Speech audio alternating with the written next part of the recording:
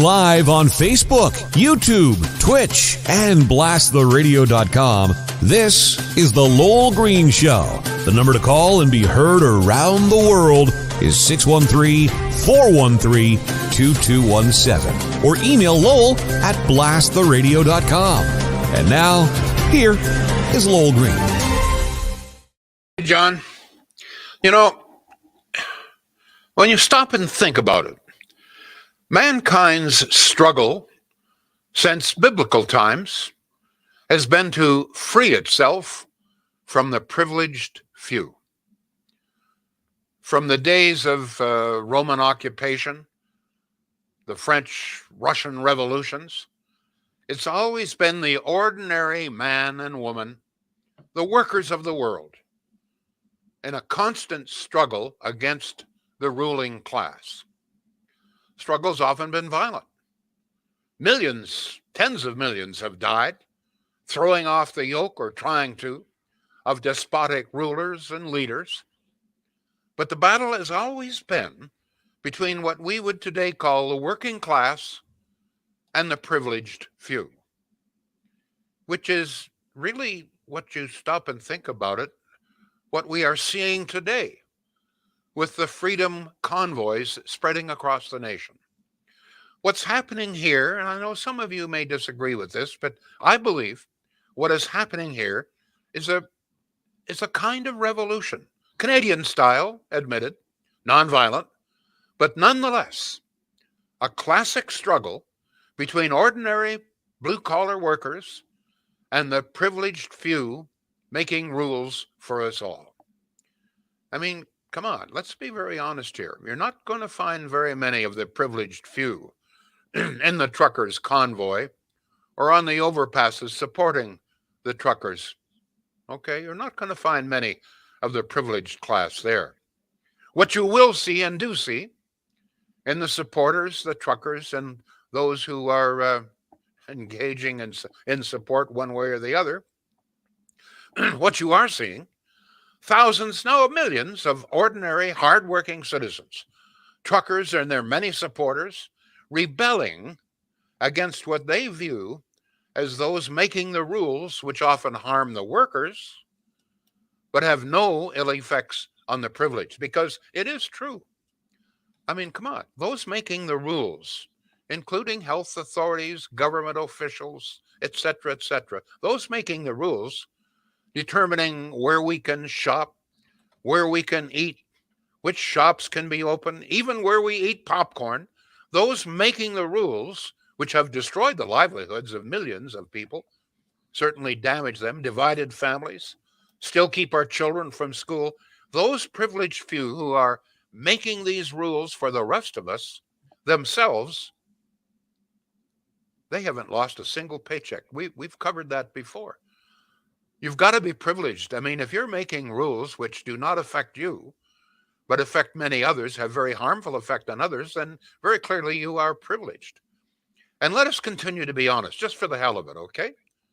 For the most part, the privileged few have nothing but disdain for the working class. Oh, they may not come right out and say it, but they have really not much sympathy or empathy for so-called working class people, certainly not blue collars, as evidenced by Trudeau's and others' liberals' insult.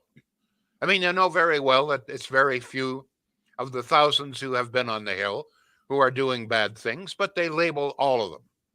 Total, absolute, complete disdain for what they know are working class people, men and women, and we now find even their children, labeled as racist, homophobic, white supremacists, even though about 1/3 are not even white. All of those things. Total, absolute, utter disdain. And I might also suggest to you that many of those who are opposed to the truckers, now I understand that some people in downtown Ottawa may have some sympathy for working class people, but they're upset at all of the noise. I understand that. But for the most part, those who are opposed to the truckers are opposed to essentially working class people speaking up for themselves, because that's what's happening here. And by the working class, I'm talking about particularly those who have been affected. Those, for the most part, and actually Rex Murphy in his most recent column makes note of this, and that is that for the most part, those who have been most affected, harmed by the rules and so forth, are those who can least afford it. Wait staff in restaurants, the truckers themselves. I could go on, farmers, etc., etc. Those who can least afford it have been, for the most part, those most affected by these rules. And so finally, they're standing up, some of them at least are standing up, and in the classic struggle, the so called working man against the privileged few. And by the way, when I'm talking about the privileged few, I include most segments of the mainstream media, whose members, for the most part, have no understanding of the struggles by millions just to put food on the table these days.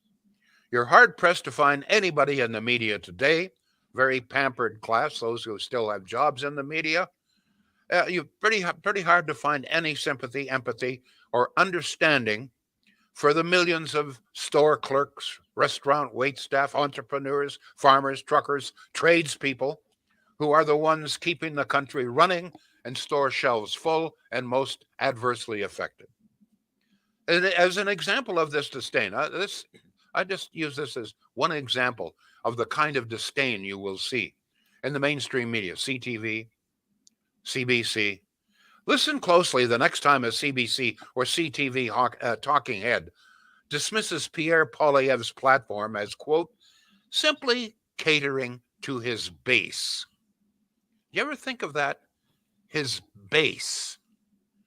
But you just know that when, his base, as far as those who are using that phrase are concerned, the base are a bunch of, well, farmers, truckers, tradespeople, wait staff, etc. I mean, that's his base, right?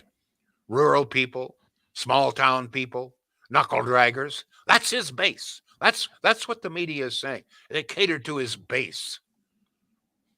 I don't know if you've ever noticed. That just drives me crazy every time I hear and see that.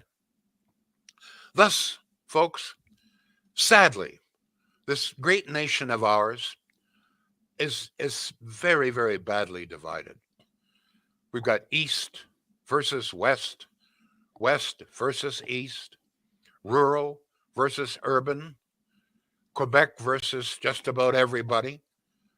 Um, a government that has nothing but disdain for working class people and is not afraid to demonstrate that. Very, very sad and unfortunately a very growing divide. It's it's sad, and I don't know where it's going to end. I mean, we had yesterday when the conservatives, to their credit, are trying to bring a little bit of calm and peace, saying, listen, we what we need is exactly what one of their own members said. We need to know when these federal regulations, restrictions, which by the way include train travel, air travel, cross-border travel, all of these are federal restrictions. We keep hearing, oh, well, it's all provincial. No, it's not. I mean, the rules concerning what you have to do in an airplane, on a train, etc., crossing the border, coming back, and so forth. Those are all federal restrictions. And we need to know. We need to know provincially, but we need a roadmap, what's happening federally. And that's, you may disagree with the methods that the truckers have used, but you know what? When you have a media and a government that holds you in disdain, what's your only answer? If you're not going to use violence, which they're not, then you got to make some noise, right? You got to be heard. Well, you can agree or disagree, but what other means does the ordinary working man, woman have these days with a government and a media that thinks you're just a pile of shit, essentially? Sorry to be so crude, but that's essentially what they're saying. Listen to what the liberals are saying, particularly Trudeau, the prime minister. Yeah, your thoughts. I've rambled on here, but this struggle that we are seeing today, the point I'm trying to make, there's nothing new here. This has been an age-old struggle. There are always those who believe that they have somehow or other the right, the intelligence, the wisdom to make rules for the rest of us. They will impose their wish. That's what censorship is all about. We the censors, will decide what you should read, what books should be banned. We'll decide what rules you must follow, etc., etc. And if you don't, we'll sick our police forces on you. But this is the classic struggle. And it's very clearly defined here. This is the working class people. The worker. These are the ones who are making our automobiles, harvesting our fields, serving us in the restaurants, showing us the movie. These are the people who keep making sure that the shelves are stocked. These are the people running the country. They're the ones who have been most adversely affected and continue to be. Those making the rules, the privileged few. My understanding is not one public servant, 700,000 across the country, not one government employee has lost a single paycheck. In fact, in the case of federal employees, they received 2 raises, while much of the rest of the country has either lost paychecks or had their salary reduced. That's, in my view, what this is about. The age-old struggle, the working man fighting just to be heard. All right, John, we got any response here?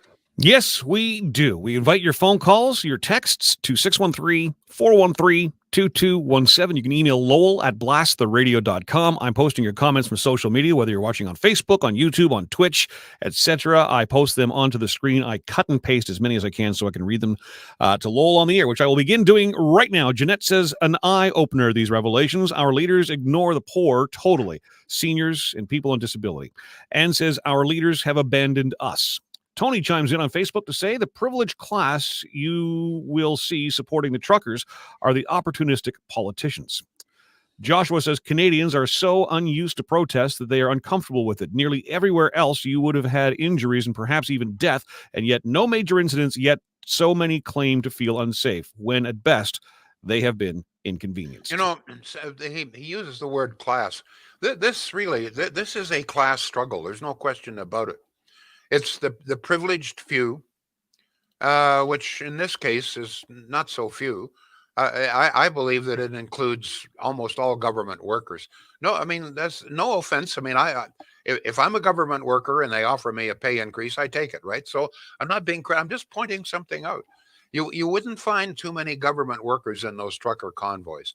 This is essentially a struggle between the blue collar worker, the ordinary person, the wait staff, etc., between them and those making the rules. Go ahead, John, please. Makes me think of a line I saw on WKRP in Cincinnati years ago, and Les Nessman called it the dungarees versus the suits. Yeah, very true. Coraline says, if there is a but, except for useless, you are attached to any your charter rights, then have lost freedoms. Okay. Articulate. Thanks. Try and make some, when you write these things, try and make some sense, would you please? And it's in all caps too, Carol. You're killing my old eyes here. Kathy says yes, and Ford has no intention of lifting any mandates anytime soon. No, hold it. You see, yep. Stop making presumptions like that. And in fact, Ford has indicated that he's just about ready to make some changes. But you see, these Trudeau supporters, it doesn't matter. You in the privileged class out there, the truth doesn't matter. Don't phone and criticize. Trudeau is the one who says he has no intentions of changing. Ford says he will change. Go ahead. Ken is on Twitch. He says, time for us Morlocks to rise up against the LOI. I don't know, Ken. Is that a Star Trek thing, Ken? You're losing me. Come on, folks. Don't do this, okay? Ken says, there was a vehicle in Regina run over 4 protesters. 0 media coverage. Breck says, I don't get how the police chief can bring CAS claiming kids are at risk in trucks of fumes and horns. These trucks and horns have all been approved by Canadian Standards Agency to be safe. So what's the risk to the children? Tony says, baffling how Canadians' biggest racist PM blackface gets to have an opinion on anything. Who the hell listens to him, says Tony. Todd is next up on Facebook. He says, you are 100% right, Lowell. I was a blue-collar worker for 42 years. If you spoke up, you only drew a target on your back. There is corruption at all levels of government. Joshua says, John, does this mean we should start dropping turkeys? That's a WKRP thing as well. Thank you. Heather says, thank you, Lowell, for this. Exactly what I've been saying for months. I'm tired of being furloughed. I work retail as well as call center. I might work retail, but I am not essential retail because I work in children's accessories and clothing. We are the first ones closed. We need mandates gone and Trudeau gone. Bring in Pierre. Love the crime in Prime Minister will have to use that, says Jeanette. They're not mandates, they're people dates. Terry doesn't know the difference between there, and there. Driving me crazy today, kids. Shane says, why is it so hard for JT just to speak with the Canadians on the Hill and try to de-escalate the situation? Can I just comment on something? Yep. I am shocked, John. I see no press coverage whatsoever of the fact that Justin Trudeau, Prime Minister of Canada, during a great crisis, walked out of question period when he didn't like the question. Isn't that wild? And no mention, I see nothing even in the Sun today about this. Have you seen any news coverage of this whatsoever? None. And if you're looking for the video, CPAC has got it, of course. That's the Parliamentary Affairs channel. You don't actually see the Prime Minister. You get a glimpse of him standing up from his seat and gone, and you can hear everybody in the House saying, Justin, where are you going? I'm asking him a question. He just walked out of the room. And the Speaker of the House, trying to call order back to everything because they're losing their minds, as they should. But I mean, to me, this is a fairly major story. Prime Minister doesn't want to answer a question, walks out of question period. I mean, he's hardly ever been in Parliament and hardly ever been at a question period. What has he been? Maybe 4 or 5 in the past year or so? I don't know. Did he walk out of parent-teacher interviews when he was teaching at high school? He walks out, doesn't like the question, refuses to answer, and walks out. What disdain? I mean, you talk about disdain for the working person. How about disdain for Parliament? But the media, people are telling me, oh, I don't know why you're always picking on the media. The media is not biased. Excuse me. Where the hell is the coverage of the fact that our Prime Minister walks out of question period, walks out of Parliament? I have seen no coverage whatsoever. Have you? But Lowell, are these decisions being, you were closer to the news side of things than I ever was in 25 some odd years in that radio station. Are these decisions actually being consciously made, or is this a combination of, there's certainly, in who they hire, and their points of view, that aligns with what we're trying to accomplish here. We're going to hire that person instead of that person. Or is it there's just inexperience in the newsrooms now, and they don't even know what they're looking at. They don't even know how to chase down a story. All they do is they go to Twitter and TikTok and Facebook and go, oh, that looks interesting. I'll report on that. Well, that may be part of it. But there is no question in my mind, and I've had some experience with this, that the word has gone out from the Trudeau government to the media, which, as you know, he has supported with tens of millions of dollars. And this, by the way, is not just, the major mainstream media. As you know, there was $600 million went out to virtually every little weekly newspaper in the country before the last election. Yep. And there's no question when it comes to radio, for example, and television, that the word is there that you had better support. With the CBC has admitted this, or former CBC employees, that the word is out. Your stories had better reflect well in the Liberal government. And I suspect that this is happening either overt or covert. I'm not sure, but I think that there is just a general understanding in all segments of the media that are being supported by this government that you'd better keep this government in or the money will stop flowing. I fear that is what's behind a good deal of it. I see absolutely no reason whatsoever not to report the fact that Prime Minister walks out of Parliament in a huff. I don't see it. And it's not like we don't have other ways to see this for ourselves. They're lying to our faces when they don't report that. The Prime Minister walking out of the House of Commons, to me, is the most egregious thing an elected official can do. You have a right and a responsibility to be there. Whether you agree with being said or asked of you is irrelevant. You stand there and you stand up for your country and you be a leader.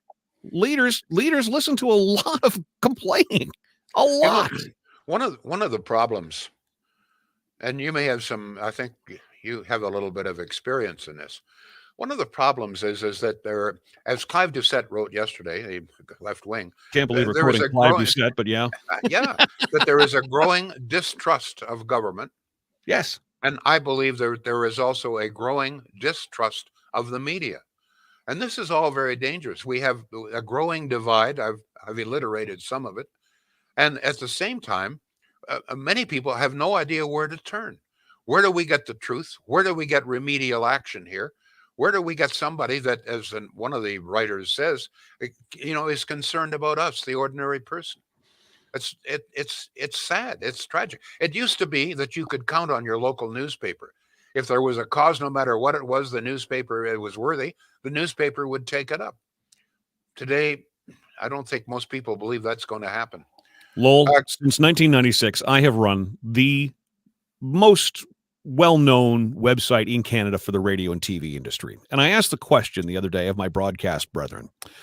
I said, okay, mainstream media is bought and paid for. I don't trust the media. The media is in on all of this. And my question to my friends who still work in conventional radio and TV is, if that's what you're hearing, what's the plan to overcome this? And you know what I heard from some of the most highly respected people in the industry? It's too late. Yeah, this includes some people that we know and have worked with. They threw their arms in the air at my question. You can't come back from this. Well, okay, then what is the point in continuing to license radio and TV outlets and say that they have a duty to be a voice for the people of this country if there's no coming back from them being in on it or being bought and paid for? I'm horrified by the conversation. It's dangerous. It's dangerous. It really is. I got to get a word in here for people who are not dangerous, okay? Shields.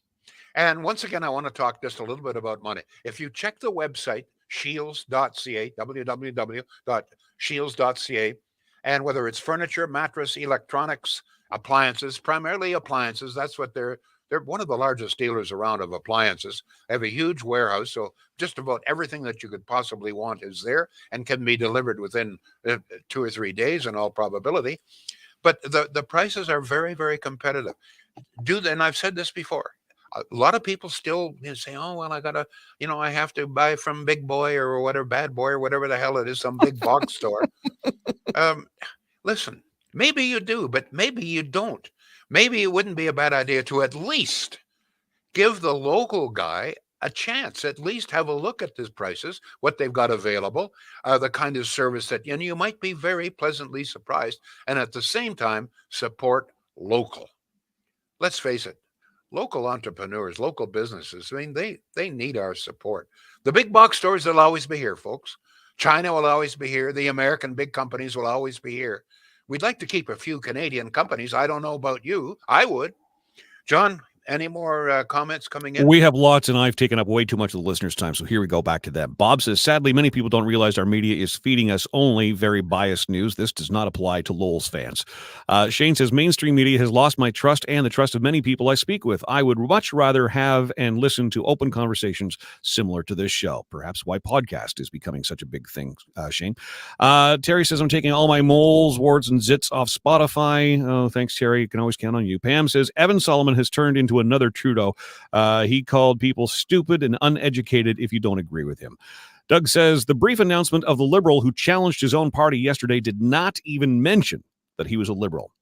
Linda, sorry, I guess she's having a conversation with somebody else. Leanne says Fox had a great segment last night. OMG. Okay. Satan's Playmate says, what is hidden in the new Bill C-11 they are trying to sneak past? Is that? Yeah, that's something else that we really need to. We've talked about this before. Is that the reworked internet censorship bill? Yeah, the one which says that that your radio station may have to be licensed like any other radio station, which in other words would give the federal government, the CRTC, the right to censor and tell you what you and I can say on this show. That's what that bill is all about. One more attempt. I mean, let's face it. I mean, the Liberals have pretty well, as we now know, have pretty well, determined what's said, etc., in the news media today. And the one area that's still open are shows like this, and they want to force your show, my show, to be licensed. But it goes deeper than that, though. It goes after the average person who dares to say or post anything Yeah. that contravenes the message that the government wants you to see. This is very dangerous. And I'm glad people in this country, whether I agree with, look, I think it's time for the trucks to go home, but I'm glad to see that people are engaging in the politics and becoming aware of some of this stuff that they seem to be, I didn't know this was happening for the longest time.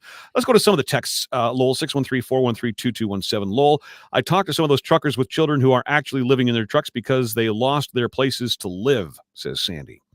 Trudeau is pathetic walking out on question period. That tells me he is losing, says this person. Lowell, do you remember one of Stephen Harper's campaign TV ads showed a picture of Trudeau and the slogan said, he's just not ready? And how long ago was that? There you go. Peter says she will wait till near the election, then drop all the passports, etc. I don't know what we're having a conversation about there, Peter. Let me go back to some of the stuff we've got here. Tony says democracy ends the moment the election is over and won. The winner then does whatever he or she wants, things that were never in the election platform. Can I just jump in here? Yes, sir. I would like to add, I appreciate people who send texts and so forth, but please, John doesn't have a chance to read this over, so try not to carry on conversations with other people. Oh, that's all right. If you're going to, if you're going to text, address us, address this show, for you to carry on conversations about the movie you saw last night, I mean, that's. Oh, I don't think that's happening. Well, I've just got to get better. I just got to get better at recognizing it and just not reading it out loud. All right. Okay. That's on me, guys. Let me see. Kim says, I just found out I've been restricted on Facebook for sharing false statements. LOL. Imagine that. I mean, what's a false statement? Well, you may have been sharing false statements. I don't know. Oh, well, I mean, you've seen the false statements I shared that if you stick a fork in an electric socket, you may get injured. But on the other hand, I mean, why can't you share false statements? Who's determined whether it's false? That's the problem. Yes. Thank you. Now, who's going to determine that it's false? I remember, one of the things that I always remember is many years ago there was a movie called All Things Great and Beautiful. It was about I believe, a Scottish veterinarian and all his adventures in Scotland, treating sheep and so forth. And do you know what? The movie was a beautiful movie for families. But do you know what? It was restricted to 18 and older. Do you know why?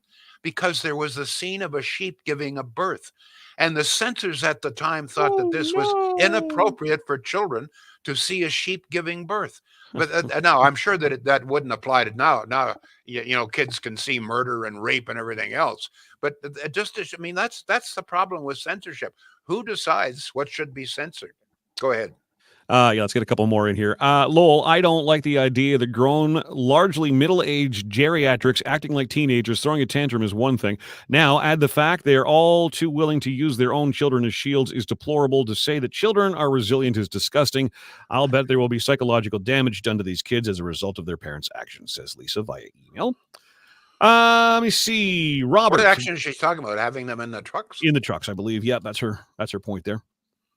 I don't know. It would seem to me that this is probably a great adventure for the kids, coming with dad and mom in a truck. I mean, I don't see any psychological damage from this. Listen, these trucks are no damn different than RVs. There are people, there's sleeping quarters and everything. Yeah. TVs, bathrooms, they got a little place to cook in there. I mean, these are not, it's not like you're sleeping in the back of a car. Some of these are pretty sophisticated. Robert says there needs to be a dialogue between the protesters and our government. Trudeau needs to meet these protesters without his insults. Chrissy agrees with you 100%, Lowell. How is it fair to the majority of us who have done everything by the book and still we do not have our quote unquote freedom? Want to get back to normalcy. Yeah, last night, I mean, there they were. The Ottawa Senators are playing very exciting hockey. They beat one of the top teams in the league last night again. 500 people there. That is so stupid. And I mean, this is on Doug Ford, and I've already contacted his office. I said, this has got to stop. This is ridiculous. And but it's ridiculous that there's only 500. But it was really, really bad. Is that once again it just shows people how stupid this is. So it creates this distrust of everything. Listen, if you're so stupid, you're only going to allow 500 people in an 18,000 arena. I mean, what other rules are you making that make no sense? That it just adds to the distrust. For God's sake, you people who are leaders out there, understand. You got to tell us the truth. You got to tell us what your plans are, and you got to stop making these stupid, nonsensical, unscientific decisions. Go ahead. That's my rant. Well, we're a little over time, but we do have a phone call coming in. I haven't had a chance to screen it yet. You want to take the caller? Yeah, sure. All right. Caller, what is your name, please? Leslie. Leslie, welcome back to the show. You're on live with Lowell Green. Go ahead, sir. Thanks for taking my call. I'll make my points quick.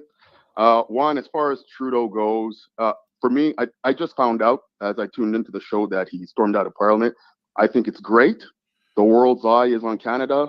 Let him hang himself, and it's only a matter of time before this fight is won. Do you think so? Secondly, There's a latest poll out that indicates that 53% of the Canadian population still support this guy and what he's doing. I don't know if there's any hope any out there. Go ahead, sir. I hear what you're saying, Lowell. I don't think it's paranoid. The same way in some states they've had election audits. I think we should have one in Canada just to make sure that the system is on the up and up for what it's worth. What's on the up and up? Our election system. Oh, okay. A little late and for take that, the machine, take the machines out of the equation for the next one. I'm talking about the future elections. Okay. All right. Thank you for the call, sir. Thank you very much. We'll be back tomorrow. The Lowell Green Show is seen and heard live around the world at 2 p.m. Eastern. Connect with us online at blasttheradio.com/Lowell Green. Can't join us live? Download the Lowell Green podcast. Available on Apple, Spotify, Google, and more. Ask your smart speaker to play the Lowell Green podcast. This is a production of blasttheradio.com.